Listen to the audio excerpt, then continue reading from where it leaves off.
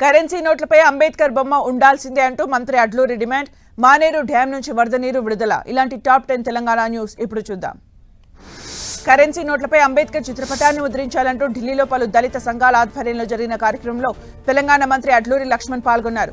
ఈ విషయంలో కేంద్ర ప్రభుత్వం ప్రత్యేక చొరవ చూపాలన్నారు. పార్లమెంట్ వర్షాకాల సమావేశాల్లోని ఆ దిశగా కేంద్రం బిల్లు తీసుకురావాలని మంత్రి డిమాండ్ చేశారు. గత బీఆర్ఎస్ ప్రభుత్వం ప్రవేశపెట్టిన కళ్యాణ లక్ష్మి షాదీ ముబారక్ పథకం ఎంతో గొప్ప సంక్షేమ కార్యక్రమమని బోత్ ఎమ్మెల్యే అనిల్ జాదవ్ అన్నారు.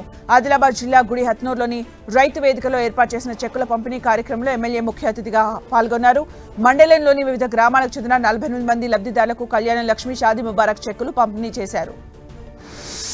ప్రభుత్వ పాలేరు ఎమ్మెల్యే బీర్ల ఐలయ్య యాదగిరిగుట్ట మున్సిపాలిటీలో మార్నింగ్ వాక్ నిర్వహించారు. పర్యటన భాగంగా పాతగుట్టలోని కల్లు అడ్డాలో స్థానిక ప్రజాప్రతినిధులతో కలిసి కల్లు తాగి గౌడన్నల సమస్యలు అడిగి తెలుసుకున్నారు. సిద్దిపేట జిల్లా ముర్కుక్ మండలం శివారు వెంకటాపూర్ గ్రామంలో గ్రీన్ ఇండియా ఛాలెంజ్ కార్యక్రమాన్ని ఘనంగా నిర్వహించారు.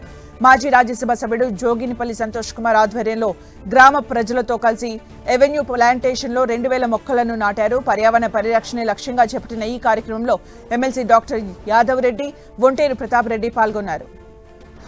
ఈ నెల 11న కాంగ్రెస్ నేతలు చేపట్టనున్న మహావరుణ యాగంపై మాజీ మంత్రి నిరంజన్ రెడ్డి సెటైర్లు వేశారు.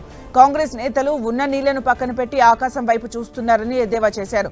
జూరాల నుంచి శ్రీశైలంకు 2 లక్షల క్యూసెక్ల వరద వెళ్తుంటే పంపులు ఆన్ చేసి నీళ్లు వదలాల్సిన ప్రభుత్వం చోద్యం చూస్తుందని ఆగ్రహం వ్యక్తం చేశారు.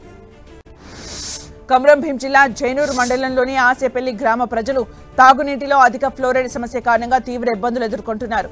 సురక్షితమైన తాగునీరు అందక ప్రాణాపాయ పరిస్థితిలో కొట్టుమిట్టాడుతున్నారు. ఇప్పటికైనా అధికారులు స్పందించి తమకు మినరల్ వాటర్ ట్యాంకర్లు లేదా ప్యూరిఫైడ్ వాటర్ సదుపాయాన్ని ఏర్పాటు చేయాలని గ్రామస్తులు కోరుతున్నారు. రాజన్న సిరిసిల్ల జిల్లా మధ్య మానేరు జలాశయం నుంచి ఎల్ఎండికి నీటిని విడుదల చేశారు. జలాశయం 2 గేట్ల నుంచి తాగునీటి అవసరాల కోసం 500 క్యూసెక్ల నీరు విడుదల చేశారు. జలాశయానికి రామడుగు మండలం గాయత్రి పంప్ హౌస్ నుంచి వరద కాలువలతో పాటు మానేరు మూలవాగు నుంచి నీరు ఇన్ఫ్లోగా వస్తుంది. జలాశయం పూర్తి సామర్థ్యం 27 టీఎంసీలు కాగా ప్రస్తుతం 18 టీఎంసీల నీరు ఉంది. బీఆర్ఎస్ పై విమర్శలు గుప్పించారు. ఎంపీ చామల కిరణ్ కుమార్ రెడ్డి తమ ప్రభుత్వంపై బురద జల్లడమే లక్ష్యంగా బీఆర్ఎస్ పనిచేస్తోందని ఆరోపించారు. సోషల్ మీడియా ద్వారా ప్రజల్లో విషం నింపాలని బీఆర్ఎస్ చూస్తుందన్నారు. ప్రజలకు కష్టాలు వస్తే ఆనందం పొందే బుద్ధిని కేటీఆర్, హరీష్ రావు మానుకోవాలని సూచించారు ఎంపీ చామల. జయశంకర్ భూపాలపల్లి జిల్లాలోని కాళేశ్వరంలో ఆలయ పునర్నిర్మాణ పనులు శరవేగంగా సాగుతున్నాయి. తాజాగా గర్భాలయ కూల్చివేత పనులు కొనసాగుతున్నాయి. ఇప్పటికే ఆలయ ప్రహరీలు, ప్రకారాలు, శ్రీ సరస్వతీదేవి, పార్వతీదేవి అమ్మవార్ల ఆలయాలు, అనివెట్టి మండపాన్ని భారీ ప్రొక్లైన్స్ సహాయంతో పూర్తిగా తొలగించారు. పెద్దపల్లి జిల్లా రామగుండం కార్పొరేషన్లో అభివృద్ధి పేరిట కూల్చివేతల పర్వం ఇంకా కొనసాగుతూనే ఉంది. గోదావరి ఖని తిలక్ నగర్ వద్ద ఇటీవల చిరు వ్యాపారులు ఏర్పాటు చేసుకున్న షాపుల్ని సింగరేణి అధికారులు అనుమతి లేదంటూ కూల్చివేయగా తాజాగా రామగుండం కార్పొరేషన్ టౌన్ ప్లానింగ్ అధికారులు ఎల్బీ నగర్ వద్ద ఉన్న చిరు వ్యాపారుల నిర్మాణాలు అనుమతి లేదంటూ నేలమట్టం చేశారు.